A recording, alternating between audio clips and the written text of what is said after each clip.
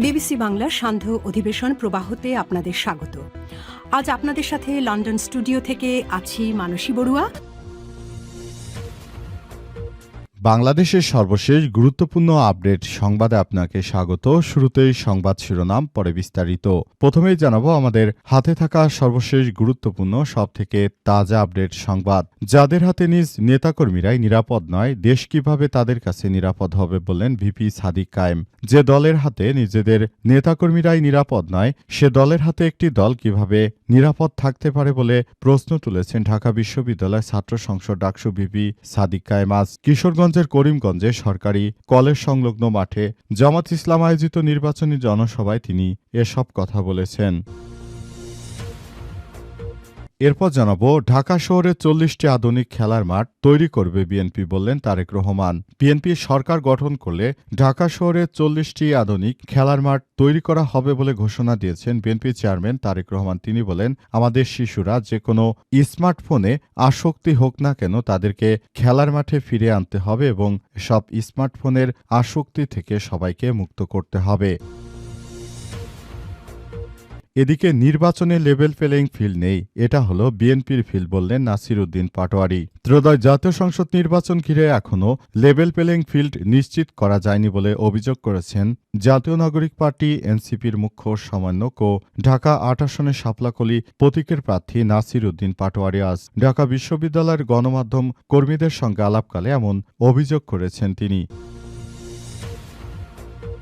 জানাবো, নির্বাচনে জয়ী হলে ইনসাফের রাষ্ট্র প্রতিষ্ঠা করা হবে বললেন নাহিদ ইসলাম। আগামী জাতীয় সংসদ নির্বাচনে জয়ী হলে একটি ইনসাফভিত্তিক রাষ্ট্র প্রতিষ্ঠা করা হবে, নিপীড়নের ব্যবস্থা এবং বিচারহীনতা সংস্কৃতি সমূলে উৎপাটন করা হবে বলে বলা হচ্ছে। আর জাতির উদ্দেশ্যে দেয়া নির্বাচনী ভাষণে সব কথা জানিয়েছেন নাহিদ ইসলাম।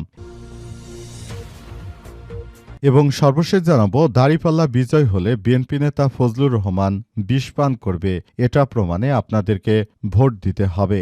বাংলাদেশ ইসলামী ছাত্র শিবিরের কেন্দ্রীয় সভাপতি নুরুল ইসলাম সাদ্দাম বলেছেন, কিশোরগঞ্জ থেকে আমরা কিছু আওয়াজ শুনতে পেয়েছি, এই এলাকায় কিশোরগঞ্জ 4-এ দাঁড়িপাল্লা বিজয় হলে উনি বিএনপির প্রার্থী ফজলুর রহমান ফজা পাগলা নাকি বিষ পান করবেন। তবে কতটুকু বিষ পান করবেন এটা প্রমাণ করার জন্য এবার দাঁড়িপাল্লায় ভোট দেওয়া দরকার। আজ দুপুরে কিশোরগঞ্জের ইটনা মিনি স্টেডিয়ামে জামাত ইসলাম আয়োজিত নির্বাচনী জনসভায় প্রধান অতিথির বক্তব্যে তিনি এসব কথা বলেছেন। এ সময় নুরুল ইসলাম সাদ্দাম আরও জানিয়েছেন, বাংলাদেশটাকে সুন্দরভাবে গড়ে তুলতে অবশ্যই জামাত ইসলামকে ভোটদানের মধ্য দিয়ে আগামীতে একটি সুন্দর বাংলাদেশ গড়ে তুলতে হবে। প্রিয় দর্শক, এতক্ষণ শুনছিলেন সংবাদ শিরোনাম, এবারে বিস্তারিত। তবে তার আগে বন্ধুরা, অনুরোধ থাকবে এই সংবাদটিতে একটি লাইক দিন।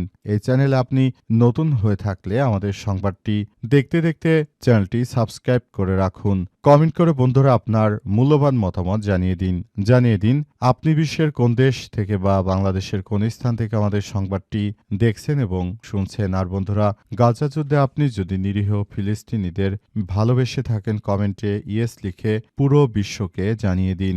এবারে বিস্তারিত। যাদের হাতে নিজ নেতাকর্মীরাই নিরাপদ নয়, দেশ কিভাবে তাদের কাছে নিরাপদ হবে বললেন ভিপি সাদিক কায়েম।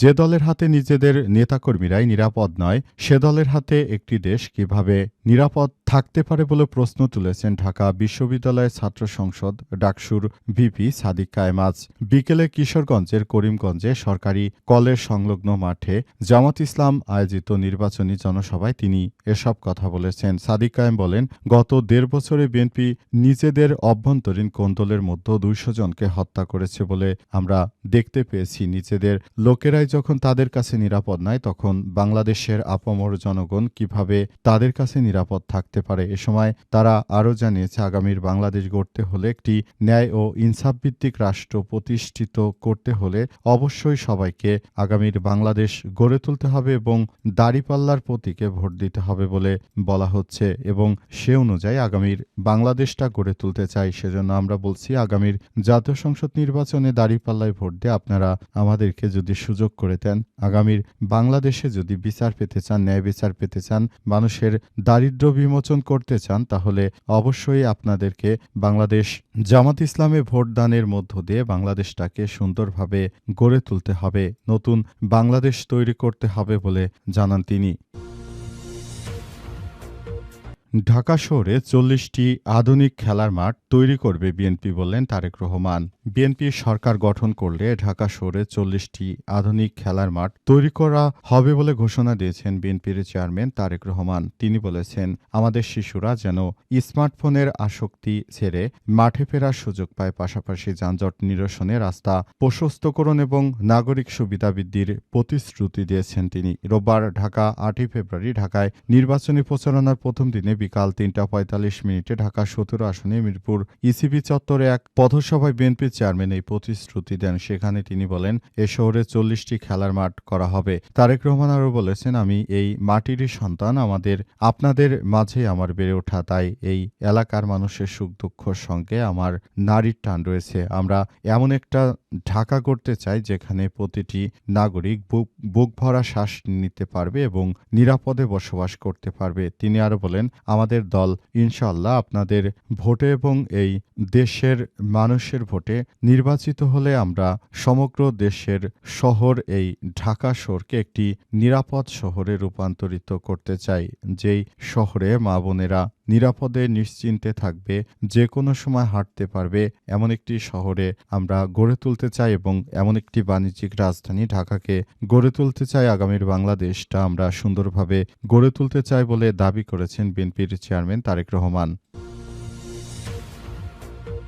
নির্বাচনের লেভেল প্লেইং ফিল্ড নেই, এটা হলো বিএনপি ফিল্ড বললেন নাসির উদ্দিন পাটোয়ারি। ত্রয়োদশ জাতীয় সংসদ নির্বাচন উপলক্ষে নাসির উদ্দিন পাটোয়ারি জানিয়েছেন, এবারের নির্বাচনে নির্বাচনী ফিল্ড নেই, এটি হচ্ছে বিএনপি ফিল্ড। এই বিএনপির ফিল্ডে আমরা অনেক কষ্ট করে বেঁচে আছি। আমরা বলতে চাই, নির্বাচন কমিশন ইসিকে আপনি আপনার জায়গা থেকে নিরপেক্ষভাবে দায়িত্ব পালন করুন, তা না হলে আপনারা যা শুরু করেছেন এটা বাংলাদেশে চলতে দেওয়া হবে না। আগামীর বাংলাদেশ হবে ন্যায় ইনসাফ ভিত্তিক একটি পূর্ণাঙ্গ ও সুন্দর বাংলাদেশ। এই বাংলাদেশে কোনো ধরনের ঝামেলা থাকবে না এবং এই বাংলাদেশটাকে গড়ে তোলার মধ্য দিয়ে বাংলাদেশটাকে আবারও সুন্দরভাবে গড়ে তুলতে চাই বলে জানিয়েছেন এবং নতুন বাংলাদেশ গড়ে তুলতে গিয়ে আমরা অনেকভাবেই সমস্যার সম্মুখীন হয়েছি বলে বলা হয়েছে এবং আমরা চাই আগামীর একটি সুন্দর বাংলাদেশ গড়ে তুলতে, যে বাংলাদেশে কোনো হানাহানি মারামারি এবং কোনো ধরনের সমস্যা থাকবে না, এমন একটি বাংলাদেশ আমরা গড়ে তুলতে চাই।